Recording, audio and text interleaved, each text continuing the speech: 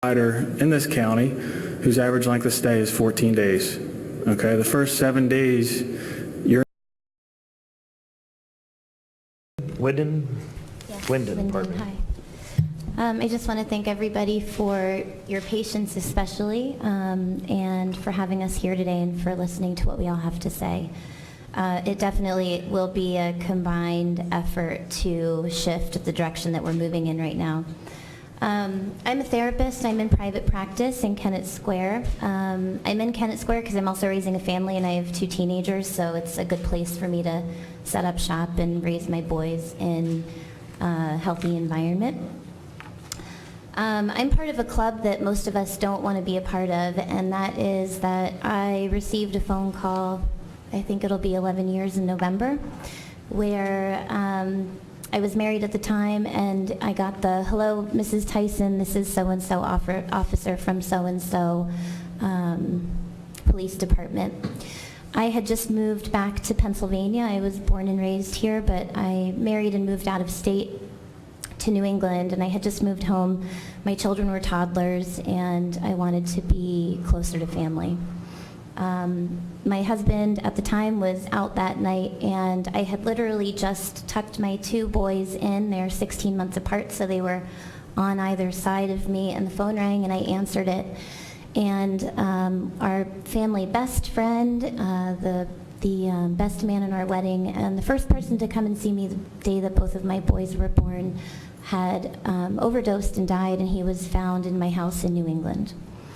He was, at the time, clean and sober. He had been through recovery twice and had that thought that said, "You know what, it's been a while, it's okay, I'm gonna go and get a bag and go home." And he was in my home for 3 days before anybody found him.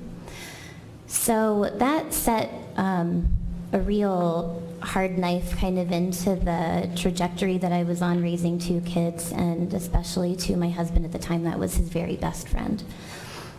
We lost another friend subsequently a few months later to a suicide. He was a veteran who was also struggling with substance use issues, non-opioid, but again, couldn't beat it and committed suicide. So for us, it was just a trauma on top of a trauma. Fast forward, here I am today as a therapist, and went through a graduate program in the city of Philadelphia at Philadelphia University, which I think will soon be Thomas Jefferson. They're merging. And we have in the city one of the few clinical programs in the country that looks at the clinical approach through the lens of trauma, where no other clinical program in the country is 100% trauma focused. So I have to say I feel incredibly honored to be here today and to represent what is a growing and quickly burgeoning population of clinicians in the city of Philadelphia who are armed with the most cutting edge research, information, and treatment protocol for what we're addressing here today. I'm also the granddaughter of a diplomat and the daughter of an Air Force colonel who served the state of Pennsylvania for the war on drugs. And if my dad's listening, I can't remember if it was the 80s or the 90s, so sorry, Dad, but I was little. And he would assist Bob Casey in the Pennsylvania approach to how do we deal with what's happening with drug use and distribution in the state. I also speak publicly. This morning I feel a little bit more nervous than I typically do presenting. I think perhaps because we're talking about something that hits very close to home, but I also recognize that when I speak publicly, something that I'm facing is scrutiny. And I'm sure you as a panel of representatives can definitely understand what that feels like. One misstep, one wrong word, and your email boxes blow up and the phones start ringing. And especially in the last 6 months, I imagine you've been quite busy. So what does that feel like? You're well-intended. You came into this position because you want to do good, and you want to serve the law and the American people, just as my father did and my grandfather did, but sometimes we make mistakes. And when we make a mistake, sometimes we feel ashamed, we feel guilty, we feel embarrassment, and that's an uncomfortable feeling. In the life of a recovering person, I don't like to use the word addict, I like to use the word recovering person, that shame and that guilt and that embarrassment is what you and I experience relatively mildly, hopefully, exponentially magnified, and it is what they experience everywhere they go, and they cannot get away from it.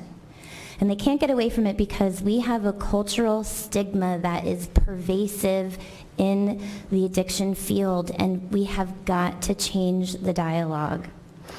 So one of the questions that was asked earlier today was, how does this work in the brain? And I want to take a couple of minutes to explain to you the biology of what happens with addiction, because what I'm here to tell you today is that we cannot find a gene, at least today. We have not been able to detect any DNA that delivers information to us in the field of recovery that addiction is a genetic malfunction and that we are somehow born addicts. It's not the case.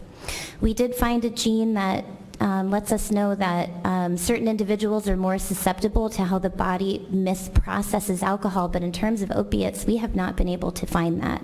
So I'm here to dispel addiction as a disease and instead teach you more about how it works on a developmental level, if you will. So I'm going to invite everybody in the audience to do this if you want to, but I'm going to have you reference your hand as the human brain.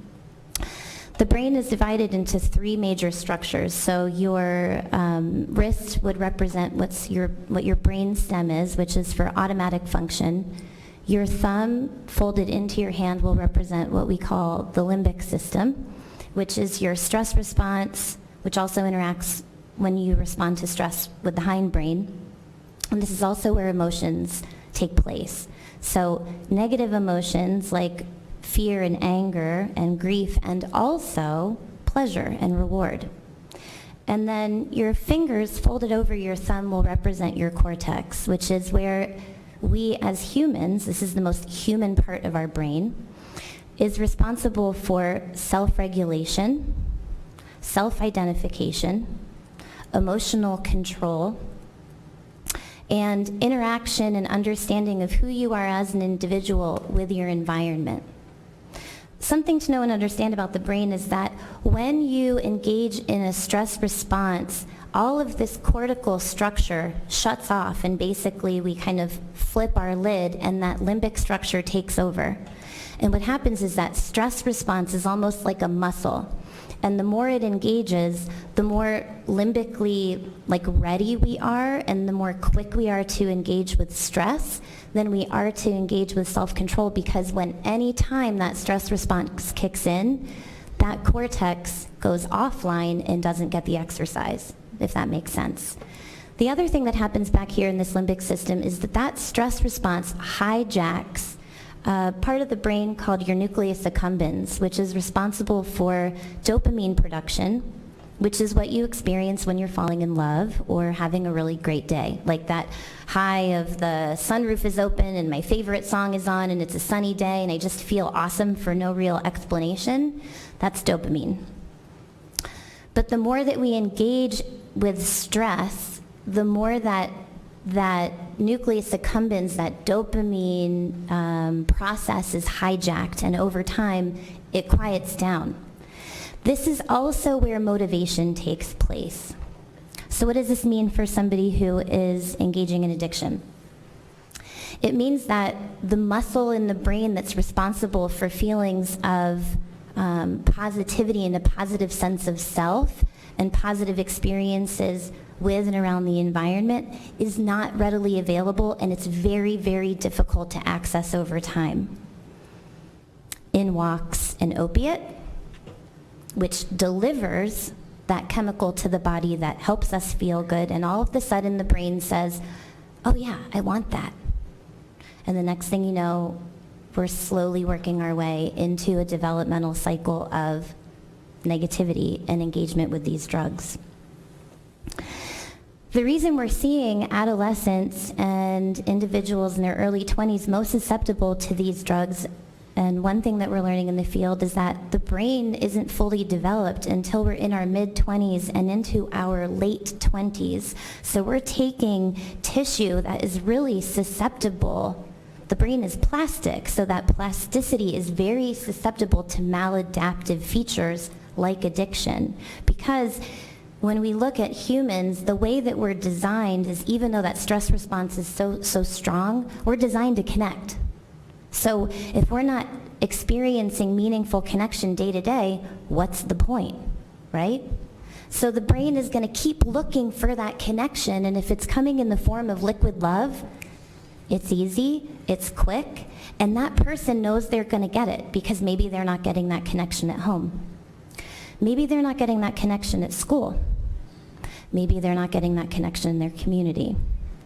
So the drive to connect is that much stronger, and the drugs, again, will win out.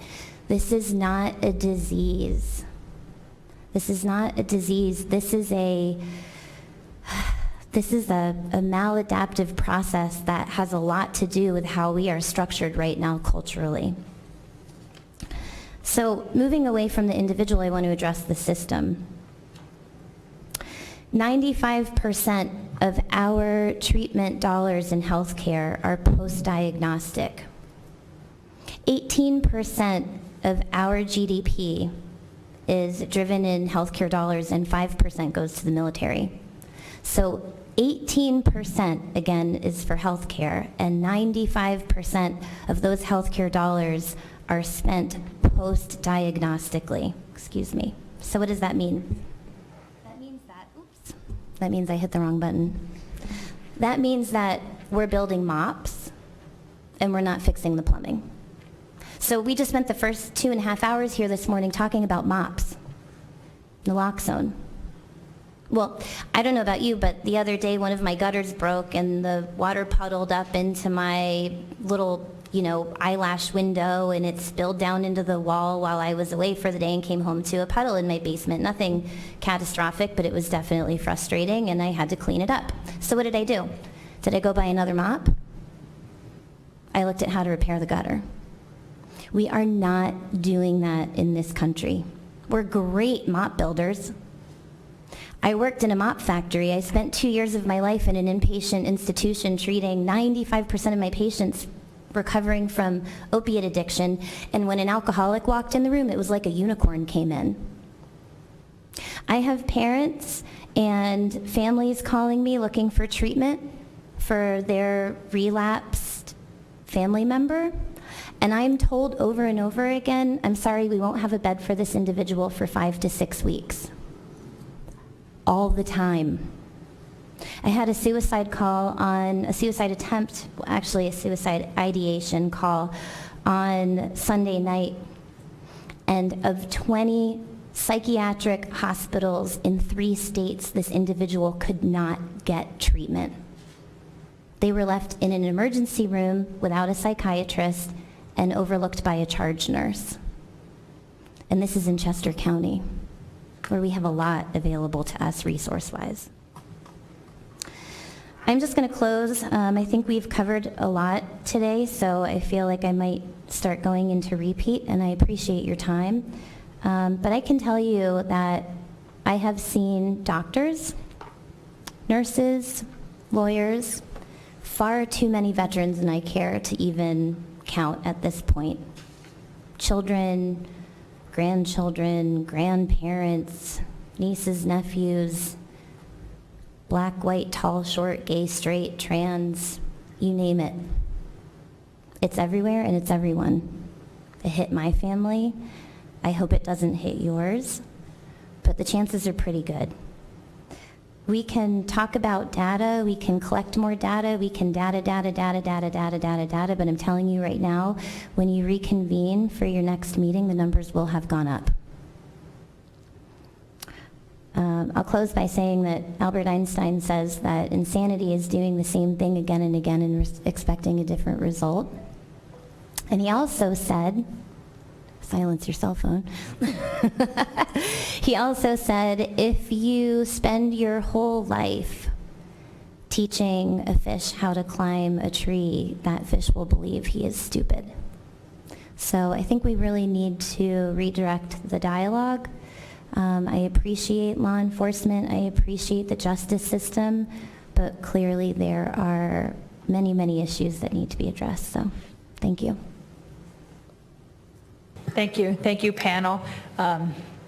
Children, teenagers? Wow. I thought you were barely out of your teens. Nope, I'm so- 37 years old, about to turn 38, but All thank right, good. And congratulations on your being addiction-free or drug-free. Jackie, and I'm sorry for your loss. It's tough. And I had a similar situation with a family member where they took their 15-year-old son to the hospital and wanted a drug test, and he refused. And they called me and they said, "You have stupid laws." And I said, "You're the parent, get a drug test." "No, you're old school. We don't do it that way anymore. The age is 14. I'm like, that can't be right. You're responsible, get a drug test. Turns out it's the interpretation of the law. They changed and put age of consent at 14 because there was a child at 14 who wanted to go into treatment and the parents wouldn't allow them to. So they changed it, but people were interpreting that wrong. So I have a bill that just passed out of the House going to the Senate to clarify age of consent. So as a parent, if you have at 14, 15, and I think it's under 16, you can still demand that they have a drug test without going to court.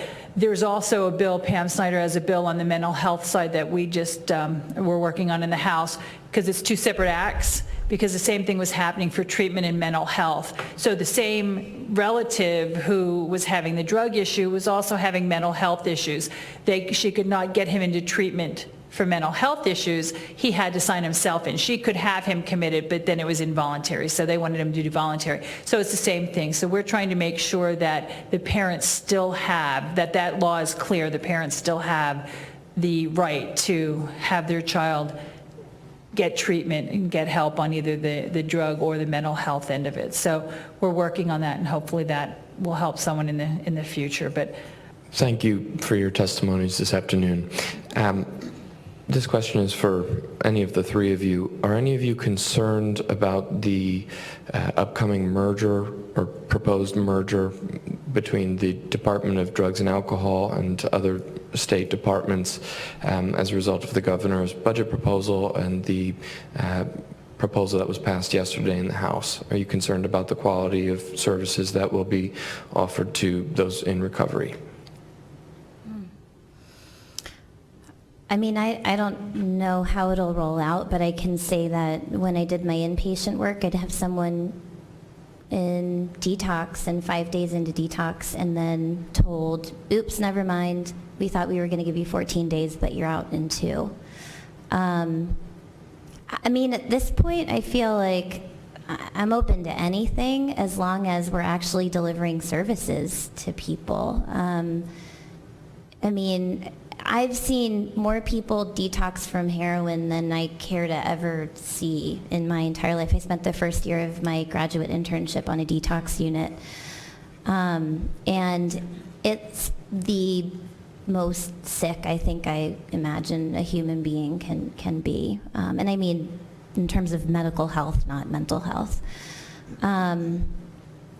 My concern is that basically what we're doing treatment-wise, especially in the state of Pennsylvania with state and county dollars, is we bring people into treatment and we take off the tourniquet and then we say, out the door you go. And they are so dangerously susceptible to overdose, to suicide, and talk about recidivism right back into the world that they came from. I'm finding a lot of really interesting research emerge from a task force in Philadelphia, and I invite you all to take a look at what they're doing. I did submit some publications that they suggest that we distribute to government officials. The ACE task force is looking at a piece of research that was done by Kaiser Permanente in 1997, and the ACE acronym stands for Adverse Childhood Experiences.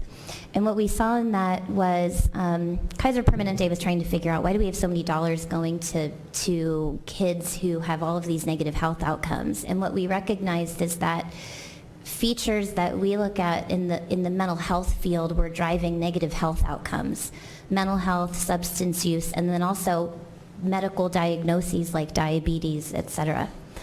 And what we're looking at is when we design ACE-informed and ACE-responsive policies in any population that we can get them to, which means really a holistic approach to treatment, the recidivism rate for these individuals drops exponentially. So we saw in a prison recently, people who were in prison that had a high ACE score that were educated and given the opportunity to seek a college-level degree while in prison did not return. So 6%, there was a 6% recidivism rate in that cohort, whereas people who were not educated, it was like 30% plus were back to prison, I think within that year. So I think do whatever you got to do, but really if you're not addressing, like I said, the plumbing, it's a moot point. It's discussing kind of what happened earlier today, the same round and round and round and round. We're talking about the mop. So I think that's the question to reflect back to you is the policy a mop policy or is it a plumbing policy?